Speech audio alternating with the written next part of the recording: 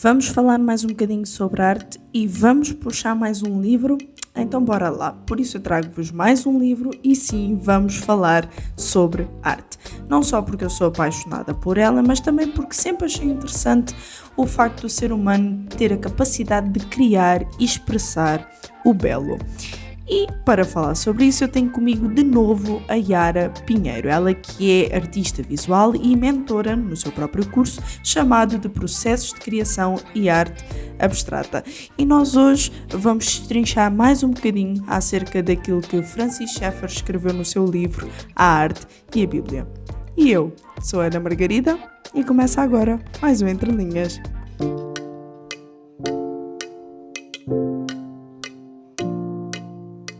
Yara, quando nós olhamos para a contracapa deste livro, que já lemos, e tu inclusive estavas-me a contar há pouco que recentemente terminaste de ler, nós vemos que é um livro fundamental para cristãos que atuam artisticamente no mundo. E eu acho fantástico, porque é um livro tão curto, com apenas 2 capítulos, porque ele assim está separado, mas é tão rico em informação que quase que nos perdemos dentro dele. Mas vamos lá então para o primeiro capítulo, que tem por nome A Arte e a Bíblia.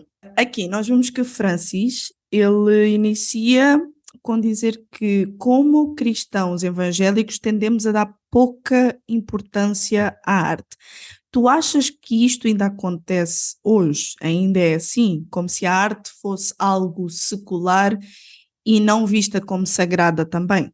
Eu acredito que tem inúmeras pessoas com inúmeros pensamentos a respeito deste tema.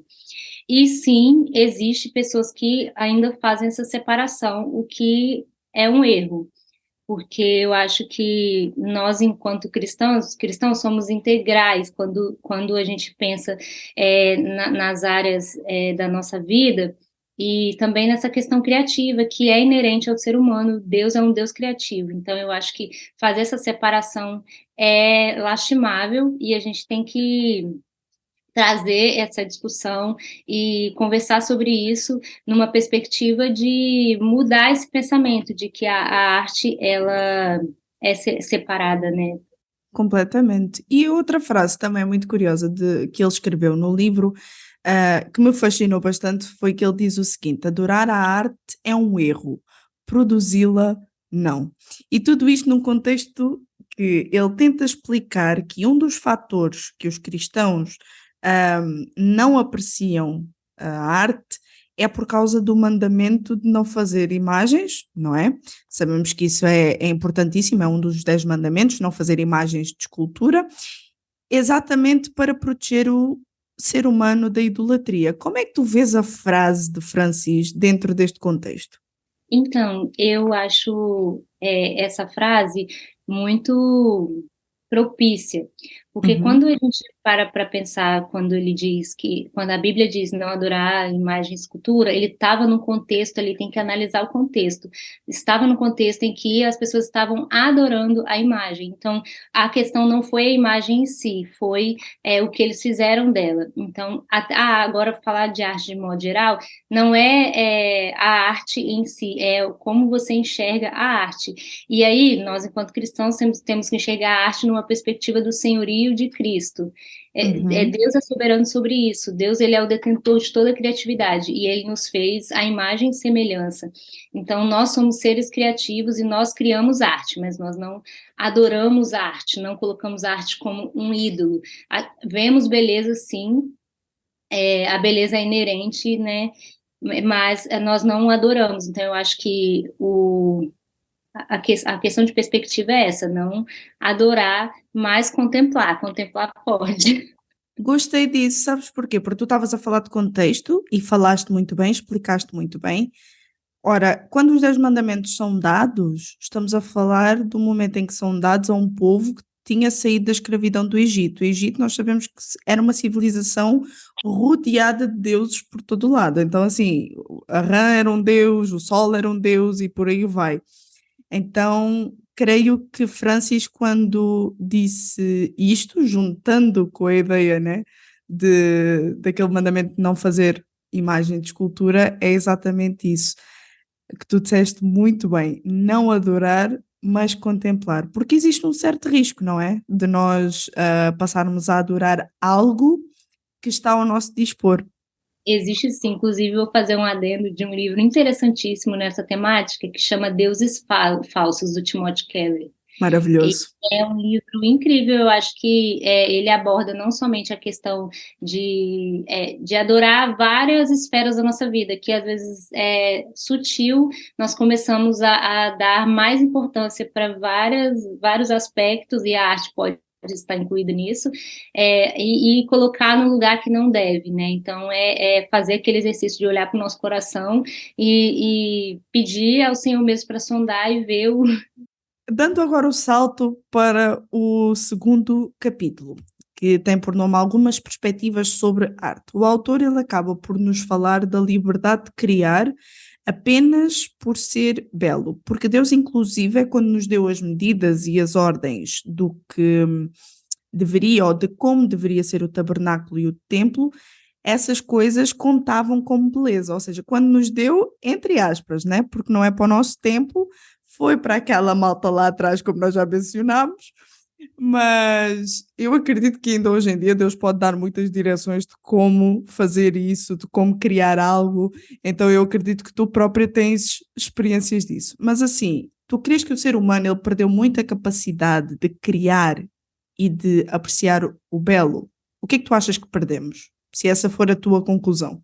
Sim, eu acho que se a gente trazer para o nosso contexto nosso contexto cristão da igreja, a gente tende a olhar, é o que a gente mencionou no início, a arte como algo periférico, sendo que Deus, ele se interessa por beleza, e a arte ela tem que estar incluída é, é, no contexto da igreja, no contexto da comunidade, e quando a gente para pensar nisso, dá para imaginar inúmeras perspectivas.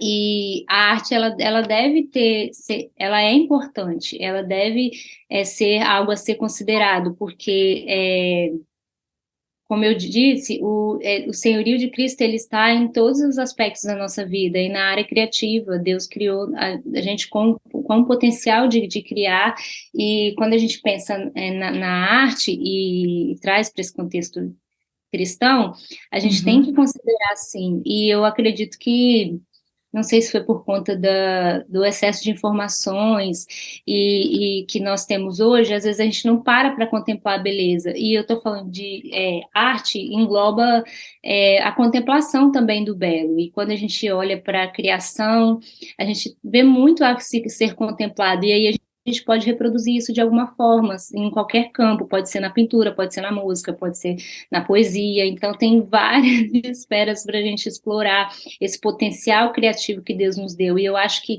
é importante a gente ter a consciência disso, porque às vezes eu escuto algumas afirmações, por exemplo, eu não sou uma pessoa criativa. E eu acho que não é que a pessoa não é criativa, eu acho que ela ainda não se encontrou na criatividade que ela quer seguir. E Deus, ele é extremamente criativo e o artista que eu mais admiro, porque se você olhar para a natureza, eu gosto de citar esse exemplo, porque é tanta beleza que você vê, ele se interessa por beleza. Inclusive, num trecho do livro, ele fala, o Francis, ele fala, olhe para os Alpes. Deus se interessa por Uhum. beleza. E a arte, ela é bela. E nesse contexto de criação do tabernáculo, depois do templo, é sensacional. Quando eu comecei a perceber a quantidade de obras de arte que estava inserida ali, quando a gente para ler, que não tinha valor utilitário, elas estavam ali para trazer beleza para o tabernáculo, e é muito bonito. E Deus, ele dava as instruções, é o que a gente falou também anteriormente. Deus, ele dá as instruções, quando a gente para ouvir, ele dá instruções perfeitas, e não tinha engenheiro, não tinha arquiteto naquele tempo, não tinha essas profissões que estudam essas questões estruturais, também questão técnica. E você Uhum. vê os detalhes, e outra questão que eu anotei para citar é que nós temos que ter liberdade para ser criativos, porque no templo tinha elementos lá se eu não me engano, era um romã que era azul, e na verdade não existe na realidade. Mas Deus, ele Uhum. criou, e ele disse para fazer daquela cor, sendo que na realidade não era daquela cor. Então Deus, ele nos dá essa liberdade, e é muito bonito parar para pensar nisso. E nessa questão da área criativa, eu encorajo mesmo as pessoas da, da nossa comunidade a buscar a área que ela se sente criativa, e Deus, ele vai capacitando, sabe? Assim como ele capacitou os artistas naquele tempo que não tinha Uhum. conhecimento como nós temos hoje, imagina hoje com a quantidade de ferramentas que nós temos para poder desenvolver. Muito bem, muito bem. E olha, tu estavas a falar há pouco sobre o excesso de informação e é uma coisa que eu não consigo parar de pensar, dado ao mundo que nós vivemos hoje em dia, com este avanço tecnológico que é uma coisa absurda. Temos agora aí a inteligência artificial, que é o xodó, como dizem no Brasil, é o querido de muitos e o terror de outros. Para mim é um terror. Mas ela está aí a crescer a todo vapor. Há quem encontre assim formas de trabalhar com isso. Mas eu acredito muito que nada substitui o humano. O que é que tu pensas sobre isso? Verdade, eu concordo plenamente. E eu acho que a partir do momento que a gente começa a utilizar muito dessas ferramentas, eu vou dar um exemplo, tem um aplicativo que a inteligência artificial, ela escreve textos lá, você coloca uma temática e escreve. Mas quando você para avaliar aquele texto, se você para avaliar um texto que você escreveria, tem mais humanidade. As palavras muitas das vezes são engessadas. Então eu acredito que o ser humano, ele é insubstituível, e a gente tem que usar essas ferramentas com muita consciência, porque é uma linha perigosa, assim. E eu acho que, ao mesmo tempo, eu falei de uma ferramenta que é um aplicativo, mas se a gente for parar para pensar em níveis maiores, eu estava vendo uma entrevista de um engenheiro da computação, e ele disse que a inteligência artificial, ao invés, em alguns aspectos, de ser benéfico, é um malefício, porque acaba que se condiciona o ser humano a trabalhar de uma forma que ele não vai conseguir suprir a função de uma máquina. Então, acaba que é uma exploração indireta do ser humano, porque o que uma máquina faz é uma máquina, não é um ser humano. Exato. Eu acho que insubstituível mesmo, acho que a gente tem que usar as ferramentas com muita consciência e cuidado, porque não dá. Deus, ele criou a gente com todas as nossas particularidades, com todas as nossas singularidades, e há beleza nisso. Eu acho que é um aspecto para a gente se pensar. Olha, e agora para a última pergunta, vou fazer assim uma pergunta um bocadinho desafiadora. O que é que tu achas que Francis Schaeffer escreveria sobre a inteligência artificial e a Bíblia? Lancei a bomba. E Francis Schaeffer, ele realmente foi um dos maiores pensadores cristãos influentes do século XX, né, como está no livro. E século XX, a gente está no século XXI, então, se a gente for parar para pensar, tem bastante tempo, mas nem tanto assim. Uhum. Eu acho que, como ele era um estudioso dessas áreas da filosofia, da arte, eu acho que ele teria muito a dizer nesse sentido, e eu acredito que ele mais criticaria.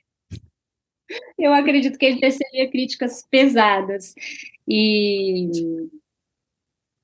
eu acho que é isso, porque realmente, se a gente parar para avaliar, de modo geral, tem malefícios, e a gente tem que ter muito cuidado ah, nessas questões, para a gente não ser levado a perspectivas que vão contra o que a gente acredita, né? Exato. Eu creio que Deus foi muito intencional em criar o ser humano e também creio que ele foi intencional em criar o ser humano para que ele pudesse criar. E nada substitui o humano, Verdade. certo? Concordas com isso? Sim, concordo plenamente. Olha, e agora para rematar, deixa aqui um incentivo com as tuas próprias palavras sobre o que é que o livro te impactou e também porque é que os nossos ouvintes devem ouvir. Ai, ouvir não, desculpa. Ler. Eu vou falar com minhas palavras, mas eu vou citar uma frase que eu acho que encaixa muito bem no que a gente está dizendo. O cristão é alguém cuja imaginação deve voar além das estrelas. Que bonito isso. Realmente, que eu quero encorajar nós a ter liberdade na nossa imaginação, acreditar que o desenvolvimento de habilidades, ele acontece. Deus, ele pode nos capacitar quando a gente é curioso, a gente pesquisa. Eu acho que esse livro em questão, ele ensina muito a gente a ter um olhar mais amplo sobre a arte, trazendo para o nosso contexto cristão e saber que isso não está separado e a gente deve buscar a criatividade, deve buscar ser criativo e olhar para Deus enquanto o maior criador de todos e se inspirar nele, porque nós somos imagem e semelhança dele, né? Então, que a gente tenha sensibilidade nisso e acredite que as habilidades são desenvolvidas sim. O Entre Linhas contou com a participação especial de Yara Pinheiro e com a apresentação de Ana Margarida. Realização RTM Portugal.